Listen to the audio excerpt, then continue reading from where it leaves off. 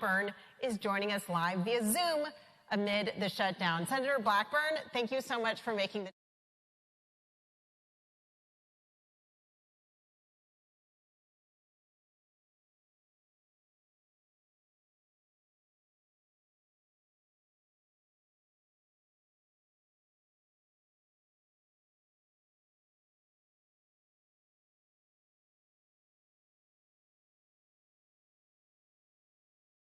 leader in taking on big tech. You've been working to protect consumers and also to think about shaping policy for the next generation. I want to start off with something that is very close to your heart and I've reported on over the years, which is your leadership of the Kids Online Safety Act.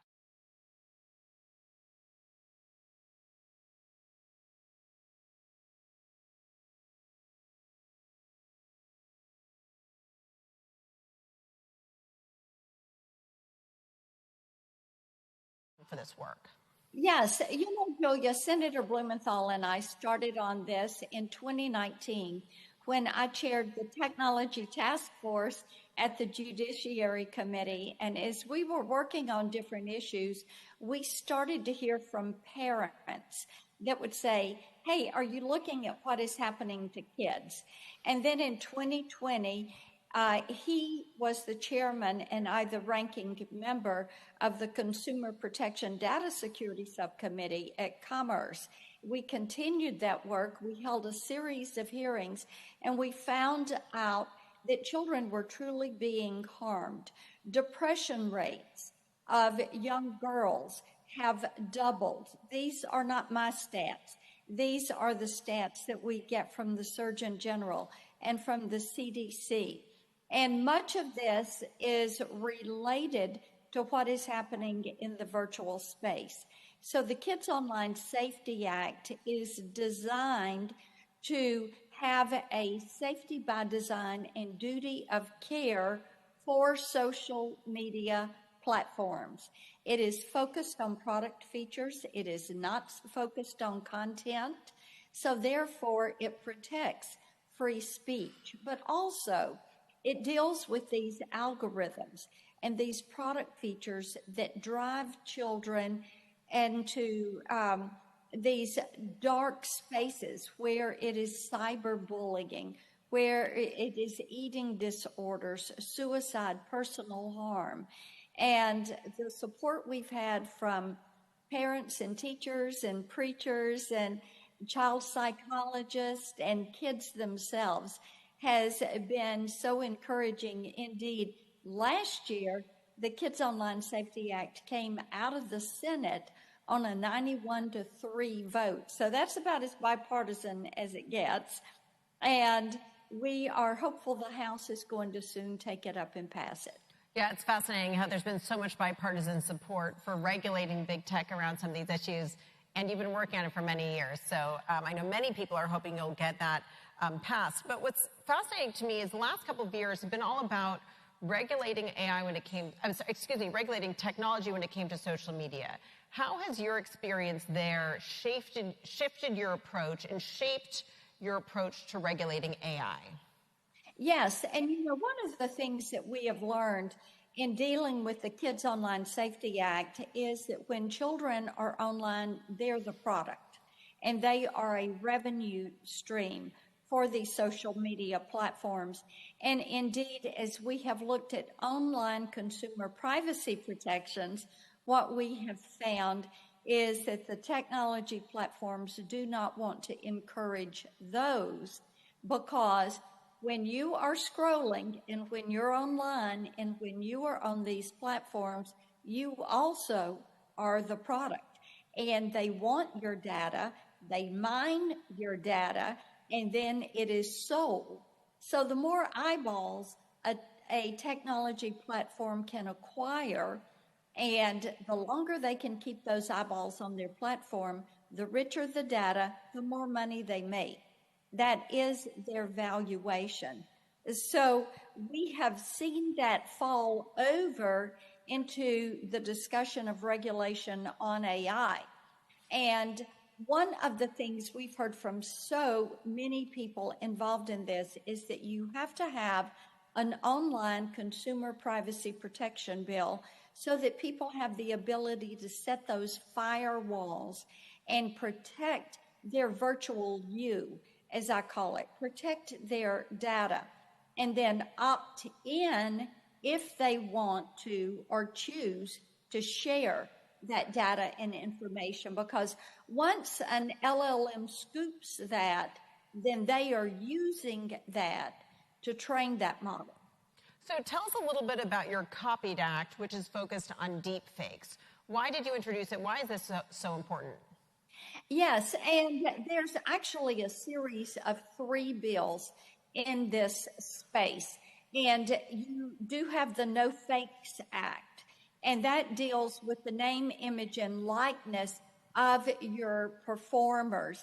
And Tennessee has been a leader in this space, and they have done the Elvis Act, and that has been very helpful.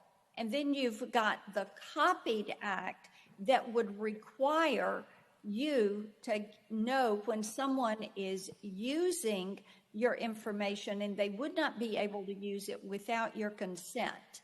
And of course, for so many of our authors and singers and songwriters and people that do online human resource work and training or counseling, they want to be able to protect their stock in trade, if you will, and have that road to compensation if something is going to be used for training. And then the Train Act works on the component that would be for authentication or marking of works that are going to be in the virtual space or be transmitted by AI. And therefore, you're protecting that creator. What's so interesting to me, Julia, as we look at what is happening with quantum computing, what is happening with AI, and as Tennessee being a center of innovation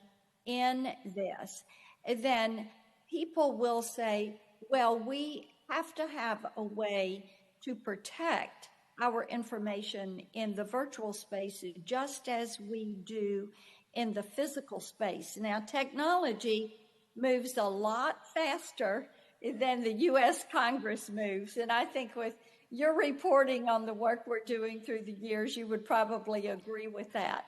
So it is going to require us to look at those end-use utilizations and legislate that framework in that manner and not focus on a given delivery system or a given technology. Yeah, there's so much in your answer there, particularly about concerns that legislation is not moving fast enough. And I want to circle back in a bit to this question of state legislation and what's happening here in Tennessee, and also there was some new legislation passed in California, my home state. But first I want to hit on another act, the AI Lead Act in Congress, because this is about regulating AI like a product, and that would establish legal grounds for product liability claims. What could it mean if AI is sort of treated like a different type of thing, opening it up to other liability issues? Would that impact consumers in a positive way? What's your thought on that act? Yes, and there are going to be a host of bills that will come up. First and foremost, going back to the issue of online privacy and giving individuals the right to set that guardrail around their data. So much of our business lives, our creative lives, our transactional lives take place in that virtual space. You know, think about healthcare research. Think about the data share that is there. Think about supply chains and logistics. And as people are innovating, they want to be able to really fence the work that they are doing, because you've got that Article 1, Section 8, Clause 8 protection, a constitutional protection to creators to benefit from their creations. So there's going to be a variety of those that are trying to find a way to reserve to that innovator the right to actually patent or trademark or utilize the protections that are there. I will say this.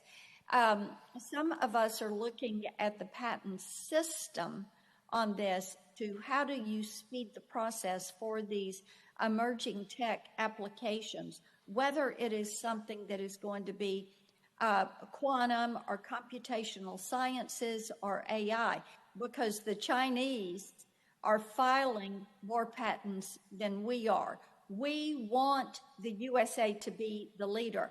I want Tennessee to be the leader. And of course, we have a fantastic background. You look at what is happening at Oak Ridge. You mentioned in your opening our universities and the great work that is taking place there in the computational sciences, the work that is being done for the warfighter, Space Force, and hypersonic testing that is being done in Tullahoma at Arnold Engineering. And then you look at companies like Tractor Supply that are using AI to say, how do we increase the consumer experience? How do we utilize payment systems? How do we sharpen our supply chains?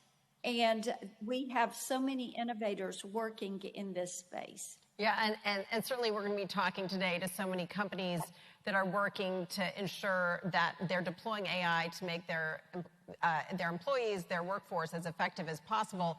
And for you, it seems like the challenge is, how do you create guardrails that protect consumers while also enabling innovation and growth of the U.S. tech ecosystem, particularly in this competition with China? Given your role as a legislator, what is your perspective on these state laws? You mentioned the Elvis Act here in Tennessee, which you were involved in. What role do you see state laws playing in protecting consumers, protecting voice, likeness, image on a state level when we're dealing with not just a national problem, but a global problem?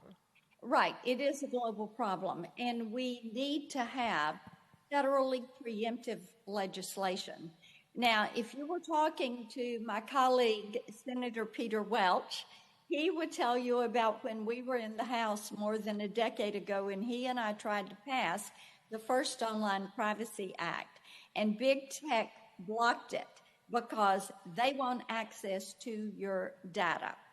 So the reason the states have stepped in, whether it's to protect consumers or to protect children or to protect supply chains, is the reason they've stepped in is because the federal government has to date not been able to pass any federally preemptive legislation in the quantum space, in the virtual space, protection of children. The last time we did something was in 1996. We've tried to reform Section 230, have not even been able to get that done. And Julia, big tech with their millions of dollars, with their lobbyists, they just do an all-out push on Capitol Hill and block it because they do not want to change their business model. If they would work with us, and if we had federally preemptive legislation, they would have one standard for the country rather than 50 different standards for each state. Now, we did have during the Big Beautiful Bill negotiations a push to do an AI moratorium that would have eliminated the ability of states to regulate and enforce those laws for a 10-year period of time. I led the push against that because we have to have the states standing in the gap until such time as Congress will say no to the big tech platforms, and until the big tech platforms will actually join us in sensible, light touch regulation that will encourage innovation and help the U.S. remain the globe's leader in emerging technology. So you think that there is an important role for the states. I know for companies, it can be a nightmare to deal with that patchwork of regulations. My home state, California, just passed a series of bills aiming to protect child online safety. As you look at these bills and these requirements for the tech companies, many, if not all of which are based in California, this requirement that chatbots disclose that they're AI, tell minors to take a break when they're talking to a chatbot. What do you think of this kind of move by California? And do you think we're going to see other states emulate California's laws or emulate Tennessee's laws and create their own quilt, if you will, of this patchwork while we await legislation on a federal level? This is why it is imperative for us to move forward on a federally preemptive standard. And I, as chairman of Privacy, Technology, and the Law, I held a hearing on what was happening in the metaverse with our kids and with these chatbots, and what the sexually explicit and sensual conversations that are being held with children on these. Now, the sad thing is these platforms know that's taking place. And you've got legislators who are hearing from parents who know what is happening to their children.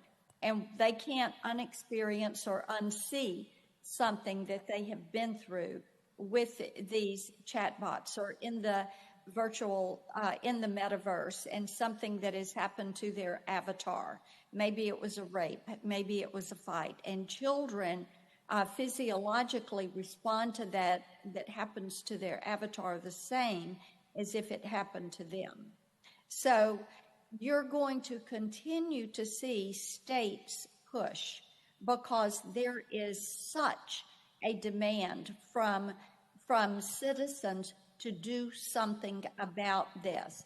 And so, interestingly enough, and I find this so very interesting, companies like Google and Meta, they're making it more difficult on themselves. You had Instagram throw up some PG-13 conversations, too little, too late.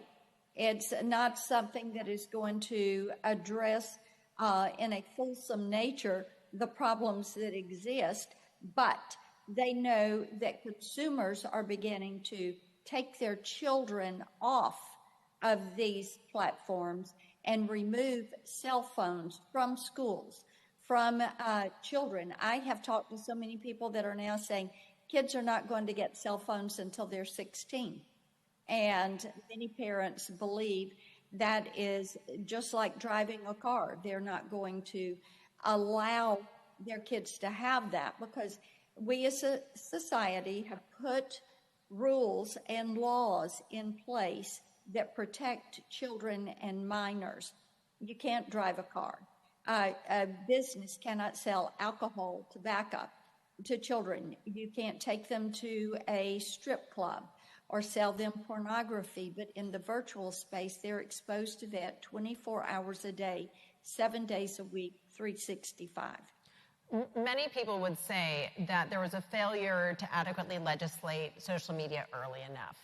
And there has been no reform of Section 230, despite bipartisan support for Section 230 reform, which would hold the platforms liable for the content that's shared on them, whether it's TikTok or X, formerly known as Twitter, or Meta's platforms.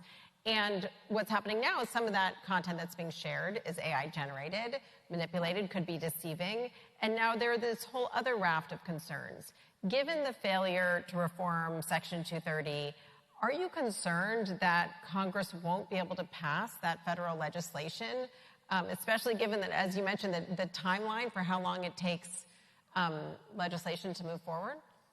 Well, this is specifically the reason we brought the Kids Online Safety Act to be. And this has been 5 years in the making. And as I said, a 91-3 vote in the Senate. And then you had big tech, you had Meta do a full court press, and they killed it in the House. And we are working diligently to get this passed. But whether it's the Kids Online Safety Act, whether it is the No Fakes bill, whether it is other provisions that would put AI parameters in place for AI, whether it is the quantum initiative, the nation's quantum initiative, or the provision for test beds, we want to get those passed federally. So it would be to big tech's advantage to really come work with us rather than to continue to fight us. If they continue to fight us, yes, indeed, they're going to have 50 different laws for every different subject. And on Section 230, I've had legislation on that for years, and we'll build bipartisan support for it, as you said.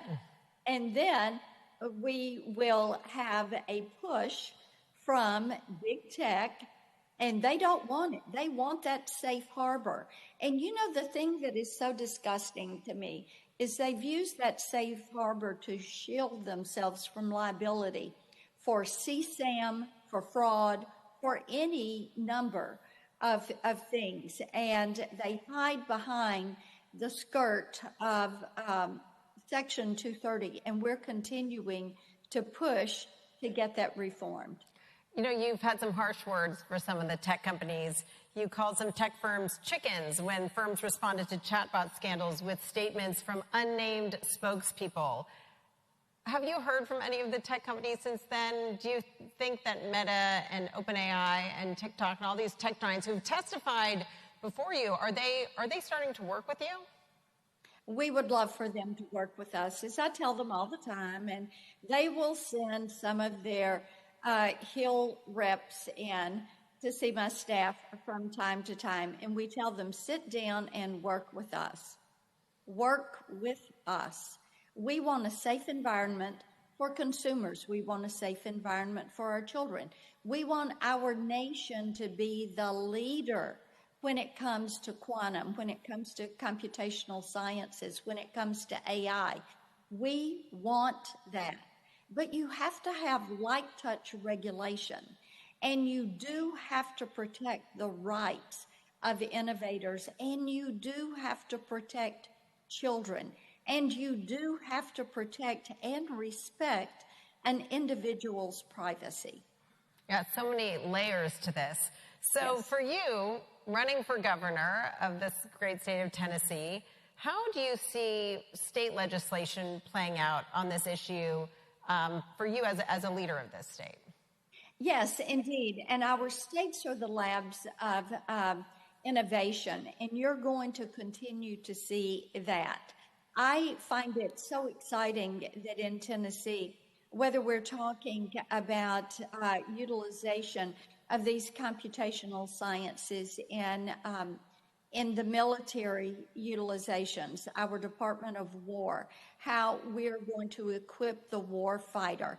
And we have a Pathfinder project that is in place at UT and also Vanderbilt, where we're putting warfighters next to researchers, engineers, and innovators to help address those. That's where that innovation is going to come. We're the nation's leader in healthcare technology here in Tennessee. You look at what is happening in supply chains, whether it is what Tractor Supply is doing or FedEx or Amazon. You look at the creative energy that is coming aboard with Oracle as they move their headquarters into Nashville, Oak Ridge, and the work that is being done there on nuclear energy and small modular reactors, because all of these applications are going to take more energy, and we should be the nation's leader in that energy. When you look at data centers, Bitcoin mining and stacking, and Bitcoin Park that is in Nashville, you look at the cavitation project that the Navy has going at the Port of Memphis, which is more or less your underwater drones. We're innovating in our state in that space. Or hypersonics, the new ICBM was tested out at Arnold Engineering in Tullahoma. And of course, Oak Ridge with the material sciences and so many applications for Space Force. This is a sector where Tennessee is going to lead. And as the state's next governor, I am going to be thrilled to lead our state as we become the nation's innovator, #1 innovator in this space. I'm glad to hear some optimism about AI because, of course, we haven't talked about so many challenges and risks associated with AI that you're trying to create legislature to address. I'm curious for you, how do you use AI? How do you see lawmakers being able to deploy AI as a tool to maybe make your work easier or streamlined? Well, when you look at government systems overall and the utilization of AI for detecting fraud, for sequencing and work that can be done on payment systems, and there are so many efficiencies there that you can achieve. When you are doing research work, and R&D is a big thing, not only for Tennessee, but our nation. And think about the amount of time that you can shorten a process of discovery and move through R&D by utilizing AI. As you look at instructional opportunities with classroom instruction and carrying instruction into the classroom for advanced placement classes, many times you can use AI in that vein, use different technologies in that vein to increase educational opportunity for children who otherwise would not have that.